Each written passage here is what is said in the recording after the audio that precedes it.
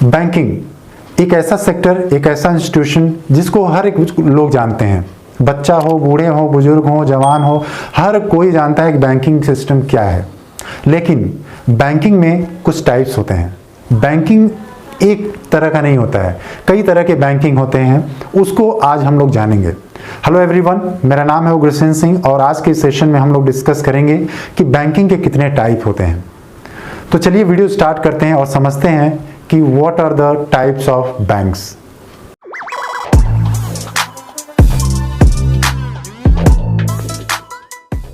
Well, so first we will understand कि what is banking. तो banking क्या होता है? तो banking is very important institution which provides credits to their customer.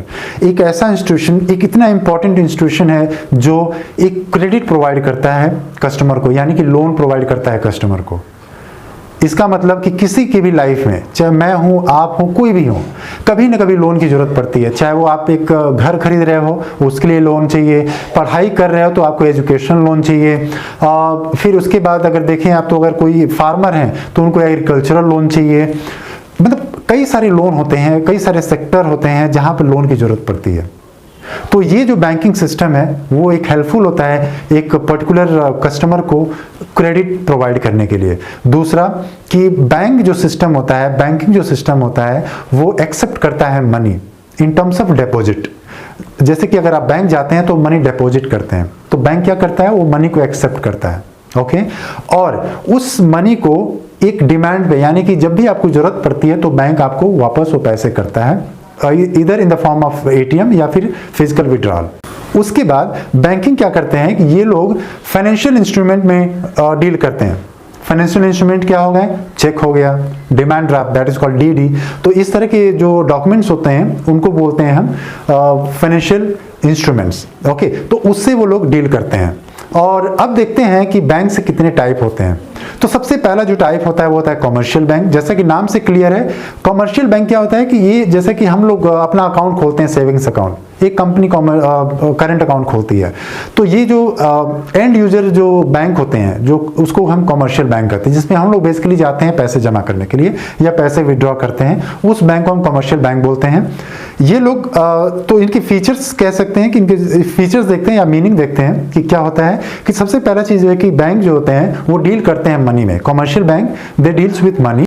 और कमर्शियल बैंक जो होते हैं वो इंडियन बैंक रेगुलेशन एक्ट 1949 के अंडर में ये लोग रेगुलेट करते हैं, जिसमें ये लोग, इनको अथॉरिटी दी जाती है या फिर इनको एक परमिशन दिया जाता है कि आप एक्सेप्ट कर सकते हो डिपॉजिट्स या फिर मनी फ्रॉम द कस्टमर, और उसको लेंड भी कर सकते हो या इन्वेस्ट कर सकते हो। जो कस्टमर का पैसा आप लिए उसको आप या तो लोन के रूप में आप लेंड कर सकते हो या फिर आप जहां मर्जी वहां पर आप इन्वेस्ट कर सकते हो। तो बैंकिंग सिस्टम ऐसे ही काम करता है कि जैसे आपका जो पैसा जमा होता है बैंक में, वो लोग कहां से पैसे जनरेट करते हैं, क्योंकि आप तो जब पैसा जमा करते हो तो उसके बदले आपको कुछ 2% आपको सेविंग्स अकाउंट में आपको रिटर्न भी मिल जाता है पर एनम के हिसाब से।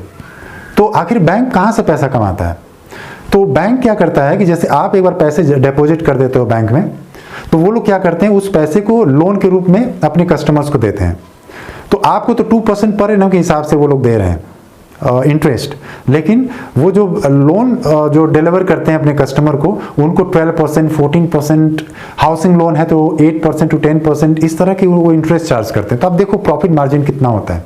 ओके, दूसरा चीज ये लोग क्या करते हैं कि अपने पैसे को या तो शेयर मार्केट कहें या कहीं पर भी प्रॉपर्टीज में या कहीं पर भी इन्वेस्ट करते हैं ये लोग पैसा, तो वहां से भी इनका इनकम होता है। यही बैंकिंग सिस्टम का इनकम होता है, यानी कि जो इंटरेस्ट कमाते हैं वो लोग, वो और प्लस कहीं भी इन्वेस्टमेंट करके वहां से पैसे कमाते हैं। बैंकिंग सिस्टम का वही प्रॉफिट होता है और वहां से ही आपको वो लोग इंटरेस्ट देते हैं। उसके बाद हमको ये जानना जरूरी है कि बैंक के, कमर्शियल बैंक के कितने टाइप होते हैं। तो दो टाइप होते हैं मेजरली, एक होता है पब्लिक सेक्टर, दूसरा होता है प्राइवेट सेक्टर।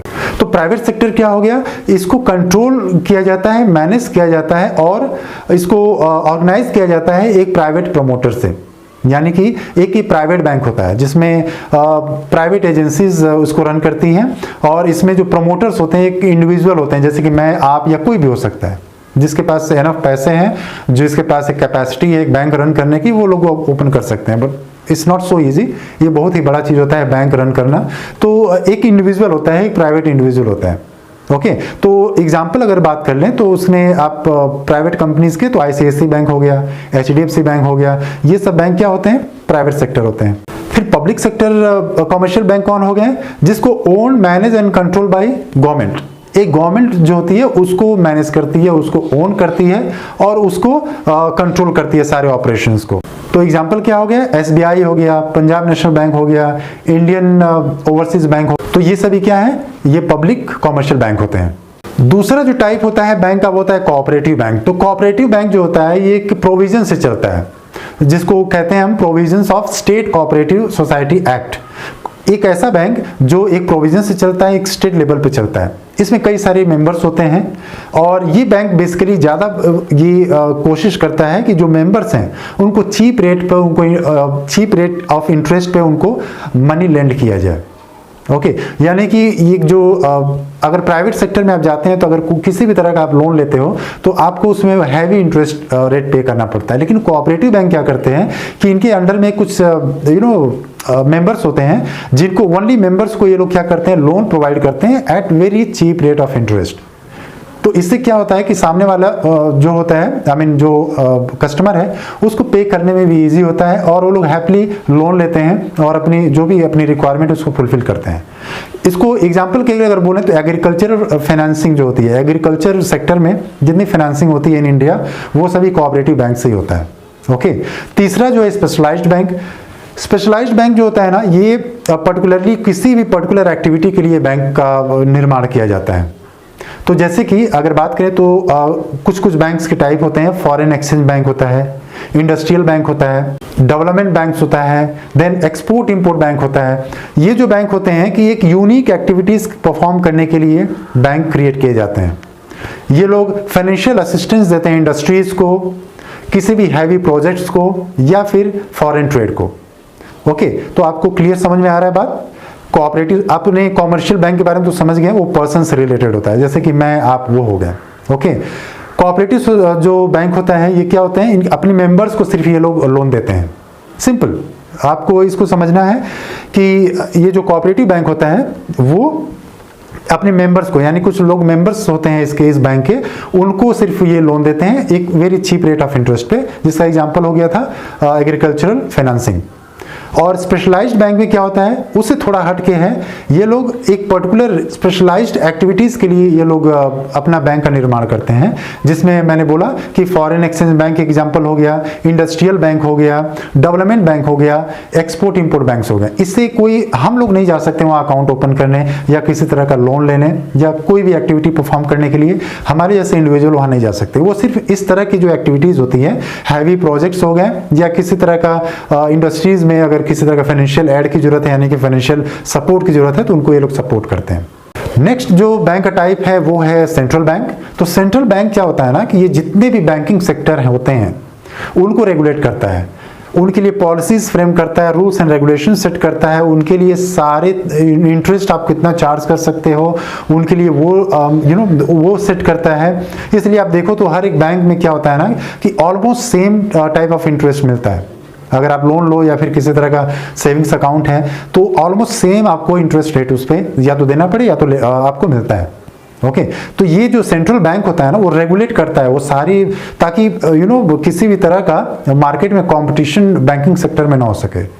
क्योंकि बैंकिंग सेक्टर एक ऐसा चीज होता है कि यहाँ पे कंपटीशन होने का मतलब कि एकदम मार्केट पूरा स्पॉइल हो जाएगा और एक कंट्री का, एक देश का पूरा फाइनेंशियल जो एक सिचुएशन होती है या फाइनेंशियल स्टेबिलिटी होती है वो कहीं ना कहीं डिस्टर्ब हो जाएगी। बैंकिंग सेक्टर एक बहुत ही बड़ा एक सेक्टर होता है जो एक कंट्री का डिसाइड करता है इकोनॉमिक कंडीशन, या कह सकते हैं एक कंट्री का एक बेस होता है ये। तो ये जो सेंट्रल बैंक है वो सारे बैंक को रेगुलेट करता है, उनके लिए सारी पॉलिसीज बनाता है।